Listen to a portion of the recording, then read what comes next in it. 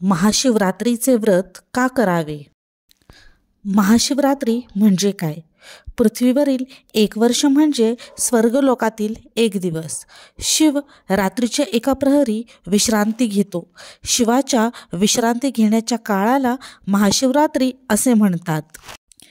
महाशिवरात्रीचे व्रत का करावे? शिवरात्रीच्या काळात शिवतत्वाचे कार्य थांबते, म्हणजेच त्या काळात शिव ध्यानावस्थेतून समाधी अवस्थेत जातो. शिवाची समाधी अवस्था म्हणजे शिवाने स्वतःसाठी साधना करण्याचा काळ. त्या काळात विश्वातील तमोगुण शिवतत्व स्वीकारत नाही. त्यामुळे विश्वामध्ये तमोगुणाचे प्रमाण किंवा वाईट शक्तींचा दाब प्रचंड वाढतो. त्याचा परिणाम आपल्यावर होऊ नये म्हणून शिवतत्व आकृष्ट करून घेण्यासाठी शिवरात्रीचे व्रत करावे. व्रत आचरण्याची पद्धत व विधी. उपवास, पूजा व जागरण ही या व्रताची 3 अंगे आहेत. शिवरात्रीच्या दिवशी एकभुक्त राहावे. शिवरात्रीला रात्रीच्या 4ही प्रहरी 4 पूजा कराव्या असे विधान आहे. त्यांना यामपूजा असे म्हणतात. प्रत्येक यामपूजेत देवाला अभ्यंग स्नान घालून अनुलेपन करावे. शिवतत्व आकृष्ट करणारा बेल, पांढरी फुले व रुद्राक्षांच्या माळा, शाळुंका व शिवपिंडीवर वाहाव्यात.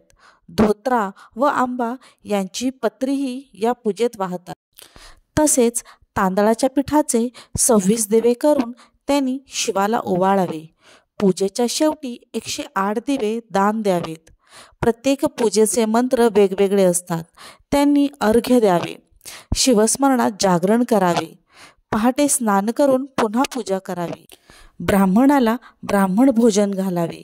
ब्राह्मणाचा आशीर्वाद घेऊन व्रत समाप्ती करावी. शिवपूजेची वैशिष्ट्ये. शिवपिंडीला थंड पाणी, दूध किंवा पंचामृत यांनी स्नान घालतात. शिवाच्या पूजेत हळद कुंकू वापरत नाहीत, मात्र भस्म वापरतात. शिवपूजेत पांढऱ्या अक्षता वापरतात. शिवाक्षाला तांदूळ, क्वचित गहू व पांढरी फुले वाहतात. शिवपिंडीला पूर्ण प्रदक्षिणा न घालता अर्धचंद्राकृती प्रदक्षिणा घालतात. महाशिवरात्रीला शिवाचा नामजप करण्याचे महत्त्व.